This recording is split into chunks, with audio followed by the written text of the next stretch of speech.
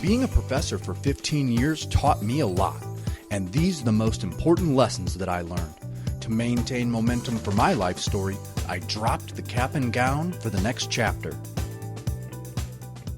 Hey everybody, Dr. Z here. Today we are going to talk about a fantastic term called triple loop learning. It's how I approach teaching or consulting or working with other humans and trying to get them to understand something new. We've talked a little bit about Velcro in the past, and this is another fantastic way where you can work with people to help them understand any kind of material you want. And it's really 3 different layers. So the first loop would be the actual concepts and helping people dive into that material. So it's usually going to be something new, and that's where you can apply that Velcro aspect. So loop 1 is a new concept. Help people bump into it by applying our Velcro lesson. Loop 2. Take that lesson and now get up and do something with it. So you apply it.